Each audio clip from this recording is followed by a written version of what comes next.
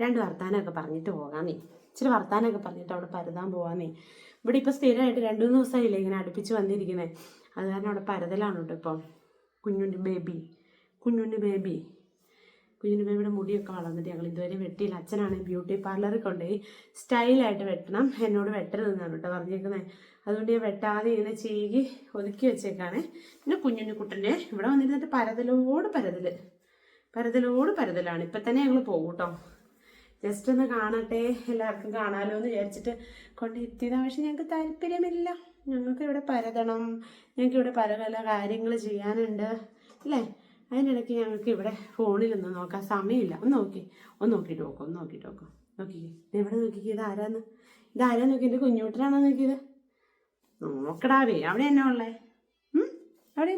ചേച്ചിയുടെ പാവയാ. അയാൾക്കണ്ട, ചേച്ചി വഴക്കോയി. ആങ്ങളയ്ക്കും പെങ്ങൾക്കും ഇവിടെ ഇത് തന്നെയാണ് കേട്ടോ പരിപാടി. ഒരാൾ കാണിച്ചു വെച്ചേക്കുന്നുണ്ട്, തമ്പുരാനെ ഇങ്ങനെ ഭൂതം പൊന്നെ ആക്കുന്ന പോലെ വെച്ചോണ്ടിരിക്കുന്ന റൂമാണ്. മുഴുവൻ കുത്തി അരച്ചേക്കാം. ഞാൻ കുഞ്ഞുണ്ണിനെ കുളിപ്പിക്കാൻ പോയിട്ട് തിരിച്ചു വന്നപ്പോഴത്തേന് ഈ കസേരയെ കയറിയിട്ട് ടേബിളിൽ ഇരുന്നിട്ട് കുത്തി വരച്ച് വെച്ചു. അപ്പോൾ കുഞ്ഞിനെക്കൂട്ടൻ പോവുകയാണ് കേട്ടോ. ഞാൻ കുഞ്ഞിനെക്കൂട്ടനെ ജസ്റ്റ് ഒന്ന് കാണിക്കാമല്ലോ എന്ന് വിചാരിച്ചു വന്നാൽ, പക്ഷെ ആൾക്ക് ഒട്ടും താല്പര്യമില്ല. അവൾ നോക്കണം കൂടെ ഇല്ല. നോക്കട്ടെ ചെറുക്കാം, ഞാനും നോക്കട്ടെ. ഇവിടെ കുറേ സാധനങ്ങൾ ഇരിപ്പുണ്ട്, അപ്പം അത് വലിക്കാനുള്ള പരിപാടിയാണ് ഇവിടെ നടക്കുന്നത് അല്ലേ. വയറിനൊരു സുഖമില്ല കേട്ടോ, അതുകൊണ്ടാണ് അത്ര തെളിച്ചമില്ലാതിരിക്കുന്നത്. എന്നാ വേണ്ടേ? എന്നാ പോവാന്ന് പറ.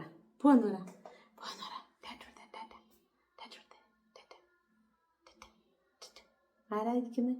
സുന്ദരമണിയനേതാ? ഓ, ഇന്ന് ചൂണ്ടൊക്കെ നീട്ടിയിരിക്കും. സുഖമില്ല ഞങ്ങൾക്ക്, അതുകൊണ്ട് ഇന്ന് കളിയും ചിരിയൊന്നും ഇല്ല. ഇന്ന് പൊക്കോ, പോയി പാട്ട് കേട്ടോ. അങ്ങനെ അവിടെ കുഞ്ഞിനെക്കൂട്ടം പോയി കേട്ടോ. ഞാൻ ആദ്യം വിചാരിച്ചു കുഞ്ഞിനെമുത്തിനെ ലാസ്റ്റ് കൊണ്ടുവന്നാലോ. അപ്പോൾ കുഞ്ഞിനെമുത്തിനെ കാണാൻ വേണ്ടിയിട്ട് ആളുകൾ വീഡിയോ മുഴുവൻ കാണുമല്ലോ. നമുക്ക് വീഡിയോ മുഴുവൻ കണ്ടാലാണല്ലോ നമുക്ക് അതുകൊണ്ട് എന്തെങ്കിലും ഒരു പ്രയോജനം ഉണ്ടാവുള്ളൂ. പിന്നെ ഞാൻ ഓർത്ത് വേണ്ട, അതായത് എന്നെ കാണാൻ ഇഷ്ടമില്ലാത്തവർ ആദ്യം തന്നെ പൊക്കോട്ടെ. കുഞ്ഞിനെമുത്തിനെ കാണണമെന്ന് മാത്രമുള്ളവർ കുഞ്ഞിനെമുത്തിനെ കണ്ടു കഴിയുമ്പോൾ വീഡിയോ സ്കിപ്പ് ചെയ്ത് പൊക്കോട്ടെ, ആരെങ്കിലും ബുദ്ധിമുട്ടിക്കണ്ടെന്ന് വിചാരിച്ച് ആണ് കുഞ്ഞിനെമുത്തിനെ ആദ്യം തന്നെ കാണിച്ചത് കേട്ടോ. നമുക്ക് സത്യം പറയാം ഈ യൂട്യൂബിലൊക്കെ ഇങ്ങനെ ഭയങ്കരമായിട്ട് ഫേക്കായിട്ട് നിന്ന് കാര്യങ്ങൾ ചെയ്യാനൊന്നും ഒരിക്കലും പറ്റില്ല. കാരണം എപ്പോഴെങ്കിലും എല്ലാ കാര്യങ്ങളും ആളുകൾ മനസ്സിലാക്കും. അല്ലാതെ ഇങ്ങനെ കുറേ നുണകളും ഒക്കെ പറഞ്ഞ് വേണമെങ്കിൽ മുന്നോട്ട് പോവാം, പക്ഷെ അതിൻ്റെ ആവശ്യമില്ല അല്ലേ. നമുക്ക് ആളുകളെ പറ്റിക്കാനുള്ള പല കാര്യങ്ങളുണ്ട്, അങ്ങനെ ചെയ്യുന്ന ഒരുപാട് ആളുകളുണ്ട്. പക്ഷെ നമുക്കൊന്നും അതിൻ്റെ ഒന്നും ആവശ്യമില്ല. എന്താ പറയുക, ഇങ്ങനെ ജെനുവിനായിട്ട് നിൽക്കുമ്പം നമുക്ക് കുറച്ച് പാടാണ്. നമുക്ക് സബ്സ്ക്രൈബേഴ്സ് കയറാനും വ്യൂ വരാനും എല്ലാത്തിനും പാടാണ്. പക്ഷെ എപ്പോഴെങ്കിലും ഒരു റിസൾട്ട് നമുക്ക് കിട്ടും അല്ലേ. നമ്മളതൊന്നും പ്രതീക്ഷിക്കുന്നില്ലല്ലോ. ഞാൻ പലപ്പോഴും പറഞ്ഞിട്ടുണ്ട്, കുഞ്ഞിനെമുത്തിനെ സ്നേഹിക്കുന്നവർ കാണാൻ വേണ്ടി മാത്രമാണ് ഇപ്പം ഞാൻ ഇതിൽ വീഡിയോ ചെയ്യുന്നതെന്ന്. അപ്പം നമുക്ക് 2-3 ദിവസം കൂടുമ്പോൾ ഒരു വീഡിയോ ഇട്ട് കഴിഞ്ഞാൽ അതിൽ നിന്നൊരു കുഞ്ഞു വരുമാനം കിട്ടും. അപ്പം എനിക്കും ഒരു ആത്മസംതൃപ്തി, മോൻ്റെ കാര്യങ്ങൾ കാണിച്ചിട്ടോ അല്ലെങ്കിൽ മോൻ്റെ ഓരോ വിശേഷങ്ങൾ, തെറാപ്പികൾ, അങ്ങനെ ഇങ്ങനെയുള്ള കാര്യങ്ങളൊക്കെ കാണിച്ചിട്ടോ അല്ലല്ലോ എനിക്ക് ആ ഒരു കുഞ്ഞു വരുമാനം കിട്ടുന്നത്. ഞാൻ പറയുന്നത് കേൾക്കാൻ കുറച്ച് വിരലിലെണ്ണാവുന്നവരെങ്കിലും ഉണ്ടല്ലോ, അതുകൊണ്ടാണല്ലോ നമുക്ക് ആ ഒരു വരുമാനം കിട്ടിയെന്ന് ആശ്വസിക്കാം അല്ലേ. അല്ലെങ്കിൽ എനിക്ക് സത്യം പറഞ്ഞാൽ മുന്നേയൊക്കെ മനസ്സിന് ഭയങ്കര ബുദ്ധിമുട്ടായിരുന്നു കേട്ടോ. തുടങ്ങിയ കാലത്തില്ല, പിന്നെ ഇടക്കാലം കൊണ്ട്. തുടങ്ങിയ കാലത്തെന്ന് പറഞ്ഞാൽ ഞാനെന്തോ വലിയ കാര്യം ചെയ്യുന്ന പോലെയായിരുന്നു എനിക്ക് മനസ്സിൽ തോന്നുന്നത്. എന്നാന്ന് വെച്ച് കഴിഞ്ഞാൽ ഞാൻ പറഞ്ഞിട്ടുണ്ടല്ലോ, മറ്റൊരാൾക്ക് പ്രയോജനമാവാൻ വേണ്ടിയിട്ടാണ് ഞാനിത് ചെയ്ത് മോൻ്റെ കാര്യങ്ങളെല്ലാം പബ്ലിക്കായിട്ട് കാണിച്ചുകൊണ്ടിരുന്നതെന്ന്. അന്നൊക്കെ ഞാൻ വിചാരിച്ചുകൊണ്ടിരുന്നത് ഞാനിങ്ങനെ എന്തോ മഹത്തരമായ ഒരു കാര്യം ചെയ്യാമെന്നാണ്. പിന്നെ പോകെയാണ് എനിക്ക് മനസ്സിലായത് പാടില്ല, ഇങ്ങനെ ചെയ്യാൻ പാടില്ല. കാരണം വയ്യാത്തൊരു മോനാണ്. എന്താ വെച്ചാൽ അവൻ്റെ ഒരു ചോയ്സ് ഞാൻ എടുക്കണില്ല അവിടെ. അവന് ഇഷ്ടം എന്താണെന്ന് ഞാൻ ആലോചിക്കുന്നില്ല. അവന് ഇഷ്ടമുണ്ടോ എന്ന് എനിക്കറിയില്ല, ക്യാമറയുടെ മുമ്പിൽ വരാൻ ഇഷ്ടമുണ്ടോ എന്നറിയില്ല. എൻ്റെ മറ്റു 2 കുഞ്ഞുങ്ങൾക്കും ഇല്ലാത്ത ഒരു കാര്യം അവനെ ഞാൻ വീഡിയോയിലൂടെ എല്ലാവരെയും കാണിച്ചുകൊണ്ടിരുന്നു. അപ്പം ആ ഒരു ഇത് ഞാൻ മാറ്റി. പല വീഡിയോയിലും ഞാനിത് പറഞ്ഞിട്ടുണ്ട്, ഇനി ഞാനത് പറഞ്ഞ് ബോറടിപ്പിക്കുന്നില്ല. അപ്പോൾ ഇന്ന് ഞാൻ എന്താണ് പറയാൻ പോകുന്നതെന്ന് വെച്ച് കഴിഞ്ഞാൽ, എൻ്റെ അടുത്ത് ഒരാൾ ചോദിച്ചിട്ടുണ്ടായിരുന്നു ടോയ്ലറ്റ് ട്രെയിനിങ്ങിൻ്റെ കാര്യമേ. അപ്പോൾ അത് ഞാനൊരു വീഡിയോ ആയിട്ട് ചെയ്യാമെന്ന് വിചാരിച്ചായിരുന്നു. പക്ഷേ അത് ആ ഒരു അതായത് മോനെ കൊണ്ട് ഇരുത്തണമെന്നൊന്നും അല്ല കേട്ടോ. ആ ഒരു എന്താണ് ഞാൻ ചെയ്യുന്നതെന്നുള്ള കാര്യങ്ങളും എല്ലാം പറഞ്ഞിട്ട് ഞാൻ അതൊരു സെപ്പറേറ്റ് വീഡിയോ ആയിട്ട് ചെയ്യാം. അപ്പോൾ ഇന്ന് ഞാൻ പറയാൻ പോകുന്നതെന്നു വെച്ച് കഴിഞ്ഞാൽ, ഒരുപാട് പേര് ചോദിക്കുന്നുണ്ട് ഞാൻ എന്തെങ്കിലും ഇങ്ങനെ സീക്രട്ട് തെറാപ്പിയുടെ കാര്യമൊക്കെ ചോദിക്കുന്നുണ്ടായിരുന്നു. ഒത്തിരി പേരൊന്നുമില്ല, കുറച്ച് പേര്. ചിലർക്ക് അത്രമേൽ ആഗ്രഹിക്കുന്നവരായിരിക്കാം അല്ലേ അത്. അതായത് അവരുടെ മക്കളും ഒന്ന് ശരിയാവണം. ആ ഒരു എല്ലാവർക്കും അറിയാലോ എന്താണ് ആ ഒരു ബുദ്ധിമുട്ടെന്ന്. നമ്മളിങ്ങനെയുള്ളൊരു അമ്മയ്ക്ക് കറക്റ്റായിട്ട് അറിയാം. അന്നേരമാണ് തോന്നുന്നു വാട്സപ്പിൽ വന്നിട്ട് ഇങ്ങനെ ചോദിക്കുന്നത് കേട്ടോ. അപ്പം ഞാൻ എടുത്തു പറയാം, ഞാൻ സീക്രട്ടായിട്ടുള്ള ഒരു തെറാപ്പിയും ചെയ്യുന്നില്ല. ഞാൻ എന്താണോ പണ്ട് അതെല്ലാം തെറാപ്പിസ്റ്റുകളൊക്കെ നേരത്തെ പറയായിരുന്നു, നമ്മൾ ഇന്ന് ഈ ചെയ്ത് കൊടുക്കുന്നതിൻ്റെ റിസൾട്ട് പിന്നെ കിട്ടുമെന്നല്ലേ. ആ ചെയ്ത കാര്യങ്ങൾ തന്നെയാണ് ഞാൻ ഇപ്പോഴും ചെയ്യുന്നത്. പിന്നെ ഞാൻ ഇടയ്ക്കൊരു ആയുർവേദ തെറാപ്പി ഞാനിപ്പം ഈ ജൂൺ വരെ ചെയ്തിട്ടുണ്ടായിരുന്നു. അപ്പം അത് എന്താ പറയുക, അതിൻ്റെ റിസൾട്ട് കൊച്ചു നടക്കാന്നുള്ളതായിരുന്നു. പക്ഷെ അതിലേക്ക് എത്തിയില്ല എങ്കിലും ഏകദേശം നമുക്ക് ആ ഒരു മനസ്സിനൊരു സന്തോഷം ഉണ്ടാകുന്ന ഒരുപാട് കാര്യങ്ങൾ മോൻ ചെയ്യാൻ തുടങ്ങിയിട്ടുണ്ട്. ഇത്രയൊക്കെയുള്ള തെറാപ്പി കാര്യങ്ങളൊക്കെ കേട്ടോ. പിന്നെ നമ്മുടെ സ്കൂളിലത്തെ കാര്യം ഞാൻ പറഞ്ഞായിരുന്നല്ലോ, ജോലി റെഡിയായിരുന്നു. അപ്പം അത് പഞ്ചായത്തുകാരുടെ ഭാഗത്തുനിന്ന് കുറച്ചും കൂടി കാര്യങ്ങൾ ചെയ്യാനുണ്ട്. സ്കൂളിലൊരു കിച്ചൺ പണിയണം, പിന്നെ ടോയ്ലറ്റ് കാര്യങ്ങളൊക്കെ പണിയുണ്ട്. അത് ഇനി എനിക്ക് തോന്നുന്നു ഒരു കുറച്ച് നാളും കൂടി താമസം പിടിക്കും എന്ന് തോന്നുന്നു. എനിക്ക് മോനെ സ്കൂളിൽ വിടുക എന്നുള്ളത് ഭയങ്കര ഒരു ആവശ്യമായിട്ടിരിക്കുന്ന ഒരു സമയവും കൂടിയാണിത്. കാരണം അവന് വലിയ പ്രശ്നമില്ലാത്തൊരു സമയമാണല്ലോ ഇപ്പോൾ, വലിയ മഴയില്ല, പിന്നെ മോനാണെങ്കിലും വലിയ പ്രശ്നങ്ങളൊന്നുമില്ല. അപ്പം എനിക്ക് കൊച്ചിന് കുറച്ച് സമയമെങ്കിലും ഒന്ന് കൊണ്ടിരുത്തണം എന്നുണ്ടായിരുന്നു. പക്ഷേ 2ാം ക്ലാസ്സിലേക്കായല്ലോ, അപ്പോൾ 2ൽ എന്ന് പറഞ്ഞാൽ കൂടെയുള്ള കുഞ്ഞുങ്ങൾക്ക് കുറച്ചും കൂടി പഠിക്കാനുണ്ടാവും. അപ്പം ഇങ്ങനെ നമ്മുടെ കുഞ്ഞിനെ പോലുള്ളൊരു കുഞ്ഞിനെ കൊണ്ടിരുത്തുമ്പോൾ സ്വാഭാവികമായിട്ടും അവരുടെ ശ്രദ്ധ കാര്യങ്ങളൊക്കെ കുറയാനിടയുണ്ടല്ലേ. അപ്പോൾ അതുകൊണ്ട് എനിക്ക് മനസ്സിനൊരു ബുദ്ധിമുട്ടായിട്ടിരിക്കുകയായിരുന്നു. പക്ഷേ സാറ് വിളിച്ചിട്ട് പറഞ്ഞു, അവരുടെ മാഷ് വിളിച്ചിട്ട് പറഞ്ഞു, സ്പെഷ്യൽ എഡ്യൂക്കേറ്റർ വരാൻ പോവാണ്, ആഴ്ച 2 ദിവസം വരാൻ പോവാണെന്ന് പറഞ്ഞു. അതിൻ്റെ സന്തോഷത്തിലാണ് കേട്ടോ ഞാൻ. അപ്പം എനിക്ക് 2 ദിവസം മോനെ കൊണ്ടിരുത്താം. സ്പെഷ്യൽ എഡ്യൂക്കേറ്റർ എന്ന് പറയുമ്പോൾ നമ്മുടെ കുഞ്ഞിനെ ശ്രദ്ധിക്കുന്ന ഒരാളായിരിക്കുമല്ലോ. മറ്റേ ആൾ ശ്രദ്ധിക്കുന്നില്ലെന്നല്ല കേട്ടോ ഞാൻ പറഞ്ഞത്. പക്ഷെ നമ്മൾ കാരണം മറ്റൊരാളും ബുദ്ധിമുട്ടാൻ പാടില്ല. അതാണ് കേട്ടോ ഞാൻ എപ്പോഴും ചിന്തിക്കുന്ന ഒരു കാര്യം. അപ്പം ഇനി ആഴ്ച 2 ദിവസം വെച്ചിട്ട് മോനെ കൊണ്ടിരുത്തണം. പിന്നെ ആ സ്കൂൾ തുടങ്ങുമ്പോൾ അവിടെയും വിടണം. അപ്പോൾ നമ്മുടെ കുഞ്ഞിനെ മുഖത്ത് ഇങ്ങനെ പതിയെ ഓരോ കാര്യങ്ങൾ ഇങ്ങനെ ശരിയായി വരികയാണ്. ലാസ്റ്റ് ഞാൻ എപ്പോഴും പറയാറുള്ള പോലെ ഫൈനലി അവനൊരു എല്ലാ രീതിയിലും ഓക്കെ ആവുന്നൊരു കുഞ്ഞാക്കി നമുക്ക് മാറ്റിയെടുക്കണം അല്ലേ. അതിനാണ് നമ്മളെല്ലാവരും പ്രാർത്ഥിക്കുന്നത്. അപ്പോൾ ഈ പ്രാർത്ഥിക്കുന്ന കാര്യം പറഞ്ഞപ്പോഴാണ് ഞാൻ പറയാനിരുന്ന കാര്യം ഇത് തന്നെയാണ്. എന്താണെന്ന് വെച്ച് കഴിഞ്ഞാൽ, ഞാൻ തുടക്കത്തിൽ 1-2 പ്രാവശ്യം പറഞ്ഞിട്ടുണ്ട്, നമ്മൾ വീഡിയോയിൽ ഒരുപാട് ആളുകൾ, അതായത് നമ്മുടെ യൂട്യൂബിലെ വീഡിയോസ് റീച്ച് ആയിരുന്ന സമയം, ഇപ്പം റീച്ചൊന്നും അല്ല കേട്ടോ, കാരണം നമ്മൾ അതിന് വേണ്ടി ഒന്നും ചെയ്യുന്നില്ല. ആ റീച്ച് ആയിരുന്ന സമയം എങ്ങനെയാണ്, ഞാൻ മോനെ പിടിച്ചു നിർത്തുന്നു, അവൻ അങ്ങനെ നിന്നു ഇങ്ങനെ നിന്നു എന്ന് പറയുന്നു, പല കാര്യങ്ങൾ ഇങ്ങനെ കാണിക്കുന്നു. അപ്പോൾ ആ സമയം നമ്മളിങ്ങനെ ആളുകളിലേക്ക് എത്രത്തോളം ഇറങ്ങി ചെല്ലുന്നോ, അല്ലെങ്കിൽ സത്യം പറഞ്ഞ ആളുകൾക്ക് സഹതാപം, ഈ ഒരു ചാനൽ, എല്ലാ ചാനലുകളിലും അങ്ങനെ തന്നെയാണ്. നമുക്കൊരു കുഞ്ഞിനെ കാണുമ്പോൾ, എൻ്റെ കുഞ്ഞുണ്ണിനെ ആണെങ്കിലും ഏതൊരു കുഞ്ഞിനെയാണെങ്കിലും കാണുമ്പോൾ നമ്മൾ സഹതാപം ആളുകൾക്ക് തോന്നുന്ന കാര്യങ്ങൾ കാണിച്ചിട്ടുണ്ടെങ്കിൽ ഉറപ്പായിട്ടും ചാനൽ റീച്ച് ആവും. അപ്പോൾ അതിനൊരു എന്താ പറയുക, അങ്ങനെ ആവും. പക്ഷേ ഇപ്പം ഞാൻ അങ്ങനെയുള്ള കാര്യങ്ങളൊന്നും ഞാൻ പറഞ്ഞാൽ എന്തുകൊണ്ടാണ് കാണിക്കാത്തതെന്ന്. അപ്പം അങ്ങനെ ആ ചാനൽ റീച്ച് ആക്കാൻ വേണ്ടിയിട്ട് ഞാൻ കുറേ കാര്യങ്ങൾ ഇങ്ങനെ അന്നേരം ആ സമയത്ത്, അതായത് ഞാൻ മോനെ ചെയ്യുന്ന കാര്യങ്ങൾ ഇടുമായിരുന്നു, മോൻ ചെയ്യുന്ന കാര്യങ്ങൾ ഇടുമായിരുന്നു. അങ്ങനെ ആ ഒരു സമയത്ത് ഒരുപാട് ആളുകൾ നമ്മുടെ കമൻറ്റ് ബോക്സിൽ വരുമായിരുന്നു. ഒത്തിരി വീഡിയോ ഒക്കെ വൈറലായി എന്ന് പറഞ്ഞാൽ 21 ലക്ഷം, അങ്ങനെ 25 ലക്ഷത്തിനൊക്കെ പോയ വീഡിയോസൊക്കെ ഉണ്ട്. അതെന്ന് പറഞ്ഞാൽ അത്രത്തോളം ആളുകൾക്ക് മനസ്സിനെ ടച്ച് ചെയ്യുന്ന കാര്യങ്ങളായതുകൊണ്ടാണ്. പക്ഷെ ഇപ്പം ഞാൻ അങ്ങനെ ഒന്നും ചെയ്യാറില്ല കേട്ടോ. ആ ഒരു ഇതേ ഞാൻ വിട്ടു. ആ സമയത്ത് നമ്മളോട് ഏറ്റവും അധികം ആളുകൾ വന്ന് പറയുന്നത്, കമൻറ്റ് ബോക്സിൽ വന്ന് പറയുന്നത്, നമ്മുടെ കൃപാസന മാതാവിൻ്റെ അടുത്ത് പോകണമെന്നായിരുന്നു. അപ്പോൾ പലവട്ടം ഞാനും ആലോചിച്ചു, കാരണം ഒരുപാട് പേര് ഒന്നിച്ച് വന്ന് പറയുമ്പോൾ അതിൽ എന്തെങ്കിലും ഒരു കാര്യം ഉണ്ടാവുമല്ലോ, പോകണമെന്ന് ആലോചിച്ചു. അപ്പോൾ എൻ്റെ ഒരു ഫ്രണ്ട് സ്ഥിരമായിട്ട് അവിടെ പോകുന്ന ഒരാളാണ്. അപ്പോൾ അവൾ എൻ്റെ അടുത്ത് പറഞ്ഞു, എടി നീ അവിടെ പോയിട്ടുണ്ടെങ്കിൽ ഭയങ്കര പാടാണ്, മോൻ വഴക്കും ബഹളമൊക്കെ ഉണ്ടാക്കുമല്ലോ, അപ്പോൾ അങ്ങനെ നീ പോയിട്ടുണ്ടെങ്കിൽ ഭയങ്കര ബുദ്ധിമുട്ടാണ്, നീ ഇന്ന കാര്യങ്ങൾ ചെയ്യാൻ പറഞ്ഞിട്ട് അവൾ എനിക്ക് എല്ലാ ദിവസവും ഇങ്ങനെ വീഡിയോസും ചെയ്യേണ്ട കാര്യങ്ങളും ഒക്കെ 5 മണിക്ക് എന്തോ എഴുന്നേറ്റ് തിരികത്തിക്കണം, അങ്ങനെയൊക്കെ അതൊക്കെ ഇങ്ങനെ അയച്ചു തരാൻ തുടങ്ങിയപ്പം എനിക്കങ്ങ് മനസ്സിന് ഭയങ്കര പ്രയാസമായി. കാരണം ഞാൻ ഗുരുവായൂരപ്പൻ എന്ന് പറഞ്ഞാൽ, ഞാൻ ഗുരുവായൂരപ്പൻ്റെ എന്ന് വെച്ചാൽ എൻ്റെ കൂടെ ഗുരുവായൂരപ്പൻ എപ്പോഴും ഉണ്ടെന്ന് വിശ്വസിക്കുന്ന ഒരാളാണ് ഞാൻ. അടിയുറച്ച ഭക്ത എന്നൊന്നും പറയുന്നില്ല, കാരണം അങ്ങനെ ഭക്തിക്ക് വേണ്ടതായ എല്ലാ ഗുണഗണങ്ങളും എനിക്കുണ്ടോ എന്ന് എനിക്കറിയില്ല. പക്ഷെ ഗുരുവായൂരപ്പൻ എൻ്റെ കൂടെ ഉണ്ടെന്ന് തന്നെ ഞാൻ വിശ്വസിക്കുന്ന ആളാണ്. അപ്പം ഞാൻ എല്ലാം ഭഗവാനാണെന്ന് കാണുന്ന ഒരാളാണ് ഞാൻ. ഇപ്പം നമ്മുടെ കൃപാസന മാതാവാണെങ്കിലും, നമ്മുടെ യേശു ആണെങ്കിലും, അള്ളാഹു ആണെങ്കിലും, ആരാണെങ്കിലും, ഇപ്പം നമ്മുടെ വേറെ ഏത് അമ്പലത്തിൽ പോയാലും, ദേവിയുടെ അടുത്ത് പോയാലും, പരമശിവൻ്റെ അടുത്ത് പോയാലും, വടക്കുന്നാഥിൻ്റെ അടുത്ത് പോയാലും, എവിടെ പോയാലും ഞാൻ എൻ്റെ ഭഗവാനെ, കൃഷ്ണ, ഗുരുവായൂരപ്പ ഇങ്ങനെ മാത്രമേ ഞാൻ വിളിക്കുകയുള്ളൂ. അപ്പം ഞാനിങ്ങനെ മനസ്സിൽ മനസ്സിൽ ആലോചിക്കുകയാണ്, ഞാൻ രാവിലെ എഴുന്നേറ്റ് തിരി കത്തിച്ച് അവർ പറഞ്ഞ കാര്യങ്ങളൊക്കെ ചെയ്ത് ഞാൻ ഭഗവാനെ വിളിക്കുള്ളൂ. എൻ്റെ മനസ്സിൽ അടിയുറച്ചു പോയി എൻ്റെ ഭഗവാൻ.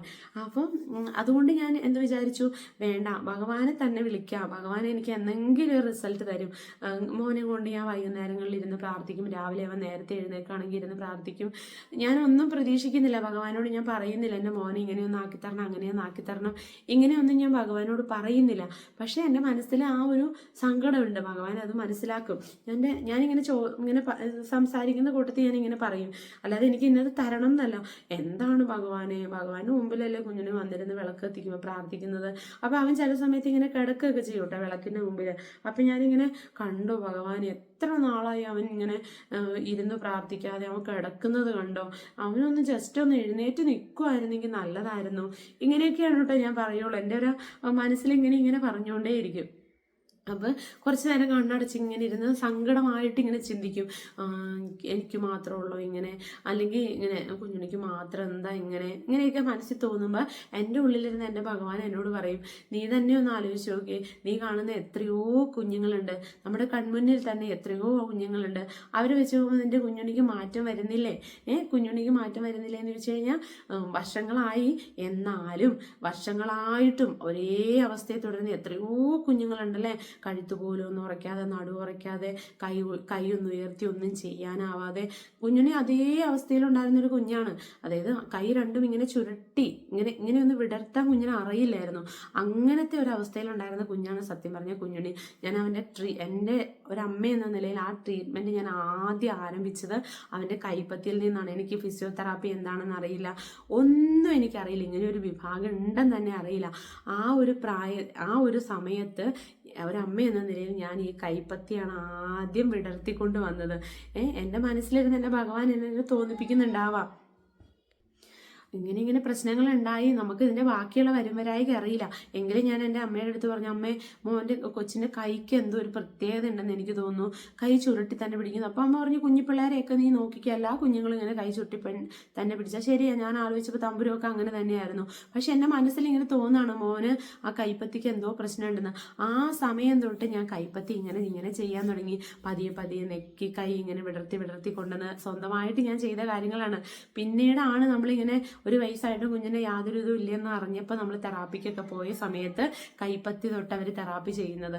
അപ്പോൾ നമ്മൾ ആ ഒരു സമയം തൊട്ട് നമ്മൾ ചെയ്യുന്നതിൻ്റെ റിസൾട്ട് മോന് കിട്ടുന്നില്ലെന്നാണ് എന്നോട് ഭഗവാൻ ചോദിച്ചത്. സത്യമാണ് കേട്ടോ അത്. കാരണം ഞാൻ പറഞ്ഞല്ലോ, എത്രയോ കുഞ്ഞുങ്ങളുണ്ടല്ലേ പെട്ടെന്ന് റിക്കവർ ആവുന്ന കുഞ്ഞുങ്ങളുണ്ട്. അതേ സമയത്ത് കുഞ്ഞുണ്ണി എന്നൊക്കെ പറഞ്ഞാൽ മരിച്ച് ജീവിച്ചൊരു മോനാണ്. അവൻ്റെ ബ്രെയിൻ സെൽസിന് വരെ പ്രശ്നങ്ങൾ വന്ന് ആ ഒരു അവസ്ഥയിൽ നിന്നാണ് മോൻ ഇത്രത്തോളം ബെറ്റർ ആയത് അല്ലേ. അപ്പോൾ സത്യമായിട്ടും ഭഗവാൻ എൻ്റെ കൂടെയില്ല, എനിക്ക് എന്തെങ്കിലും ഒരു റിസൾട്ട് എൻ്റെ ഭഗവാൻ തരില്ലേ. അപ്പോൾ അതാണ് ഞാൻ പറഞ്ഞത്, ഞാൻ വിശ്വസിക്കുന്ന ആ ഒരു ദൈവത്തെ തന്നെയാണ് ഞാൻ ഇപ്പോഴും മുറുകെ പിടിക്കുന്നത്. എന്നോട് പിണങ്ങിപ്പോയ ഒരു ഒത്തിരി പേരുണ്ട് കേട്ടോ.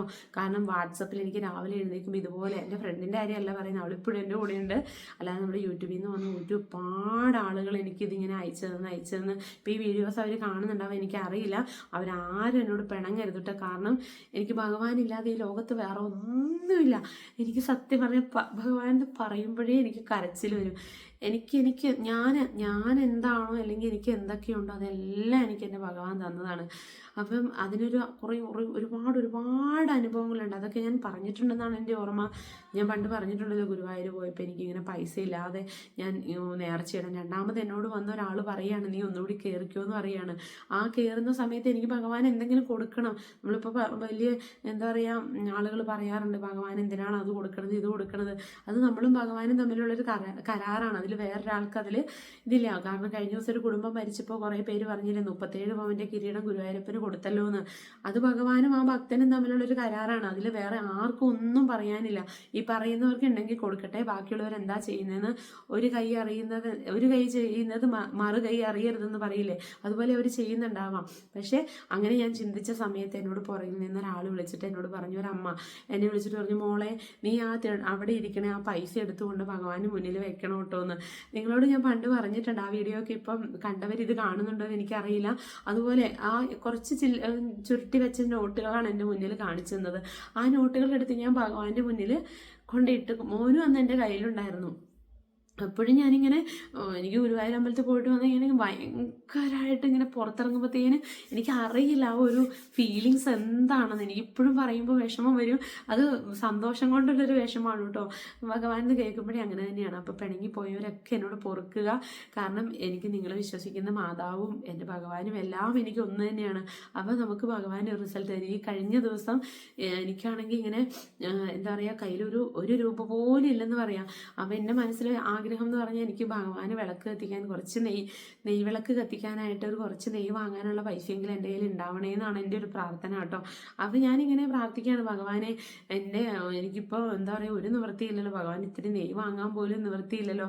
അപ്പോൾ ഞാൻ ഒരുപാട് നാളുകൾക്ക് മുമ്പ് പോസ്റ്റ് ഓഫീസിൽ ഒരു അക്കൗണ്ട് എടുത്തിട്ടുണ്ടായിരുന്നു. നമ്മുടെ ഈ വീടിൻ്റെ ഫ്രണ്ടിലത്തെ വഴിയില്ലേ, അത് കോൺക്രീറ്റ് ചെയ്തേക്കുന്നത് പഞ്ചായത്താണ്. അപ്പോൾ പഞ്ചായത്ത് കോൺക്രീറ്റ് ചെയ്ത വഴി എനിക്കൊന്ന് തൊഴിലുറപ്പിൽ പേരെടുക്കാൻ പറഞ്ഞിട്ട് ഞാൻ പേരെടുത്തിട്ടുണ്ടായിരുന്നു. അപ്പോൾ നമ്മുടെ അക്കൗണ്ടിലേക്ക് പൈസ കയറുന്നത്. അപ്പോൾ ഫെഡറൽ ബാങ്കിലെ അക്കൗണ്ടിൽ പൈസ കയറുന്നില്ല, വേറെ ഏതെങ്കിലും അക്കൗണ്ട് എടുക്കുമെന്ന് ചോദിച്ചിട്ട് എന്നോട് പഞ്ചായത്തിൽ നിന്ന് മാസങ്ങൾ മുന്നേ വിളിച്ചിട്ടുണ്ടായിരുന്നു. അപ്പോൾ ഞാൻ പോസ്റ്റ് ഓഫീസിൽ പോയി ഒരു അക്കൗണ്ടും എടുത്തിട്ടുണ്ടായിരുന്നു കേട്ടോ. അത് ഞാൻ പിന്നെ പഞ്ചായത്തിലൊന്നും കൊണ്ട് കൊടുക്കാനൊന്നും പോയില്ല. സത്യം പറഞ്ഞാൽ മറന്നുപോയി എന്ന് തന്നെ പറയാം. കാരണം എനിക്ക് കുഞ്ഞുങ്ങളെ ഇട്ടിട്ട് അങ്ങനെ പുറത്തേക്കൊന്നും പോകാൻ പറ്റത്തില്ലല്ലോ, ഒരാൾ വീട്ടിലില്ലാതെ. അപ്പോൾ അത് ഞാൻ കൊടുത്തിട്ടുണ്ടായിരുന്നില്ല. പക്ഷേ ഞാൻ ആ പ്രാർത്ഥിച്ചിട്ട് ഞാൻ കിടന്നു. രാവിലെ എഴുന്നേറ്റ് വന്നു കഴിഞ്ഞ് ഞാൻ ഫോൺ നോക്കിയപ്പോൾ ആ ഒരു അക്കൗണ്ടിലേക്ക് IBB അങ്ങനെ എന്തോ തോന്നുന്നു, ഇന്ത്യൻ പോസ്റ്റൽ IPB അങ്ങനെ എന്തോ ആണേ. എന്നിട്ട് അതിലേക്ക് 3480 രൂപ ക്രെഡിറ്റ് ആയിരിക്കുന്നു. അപ്പോൾ ഞാൻ വിചാരിച്ചത് എന്താണ് ഇത്, എന്ത് പൈസയാണെന്നൊക്കെ ആലോചിച്ചു. അപ്പോൾ എന്തോ GOKHLPARSH അങ്ങനെ ഒരു ഷോർട്ട് അങ്ങനെയാണ് കേട്ടോ വന്നത്. അപ്പോൾ എനിക്ക് ഇതേത് അക്കൗണ്ട് എന്ന് വിചാരിച്ച് ഞാൻ എടുത്ത് ഗൂഗിൾ ചെയ്ത് നോക്കിയപ്പോൾ ഉണ്ടടാ, അതിൽ വരുന്നു കൃഷ്ണന്റെ സ്പർശനം, കൃഷ്ണൻ അനുഗ്രഹിച്ചത്. സത്യം പറഞ്ഞാൽ അത് ഏത് അക്കൗണ്ടിൽ നിന്ന് വന്നാണെങ്കിൽ ഗൂഗിളിൽ എന്നെ അത് കാണിച്ചു തന്നു കേട്ടോ. അപ്പം എനിക്ക് ഇങ്ങനെ ഞെട്ടി ഞാൻ ഇരുന്നു പോയി. എനിക്കിപ്പോൾ വേറൊരാളെ വേറെ ഏതെങ്കിലും അക്കൗണ്ടിൽ നിന്ന് കയറിയതാണെങ്കിലും എന്നെ ഗൂഗിൾ അതാണല്ലോ കാണിച്ചു തന്നെ. എനിക്ക് അങ്ങനെ വിശ്വസിക്കാനാണ് ഇഷ്ടം. മനസ്സിൽ ഞാൻ ആഗ്രഹിക്കുന്നത് എനിക്ക് ഭഗവാൻ കൊണ്ടുത്തരും. എപ്പോഴെങ്കിലും കുഞ്ഞുണ്ണിമുത്തിൻ്റെ കാര്യവും അങ്ങനെ തന്നെ ഭഗവാൻ എനിക്ക് കൊണ്ടുത്തരും. അപ്പം നമ്മൾ ഈ തെറാപ്പി, മക്കളോടുള്ള സ്നേഹം, കരുതൽ, ഇതൊന്നും അല്ലാതെ ദൈവത്തിനോടുള്ള ഭക്തിയും ഇതിൻ്റെ അകത്ത് വലിയൊരു കാരണമാണ് കേട്ടോ. ഭക്തി എന്ന് പറയുന്ന നാട്ടുകാരെ കാണിക്കാൻ വേണ്ടി നമ്മൾ അങ്ങനെ ഇങ്ങനെ ചെയ്യുന്നു എന്നല്ല.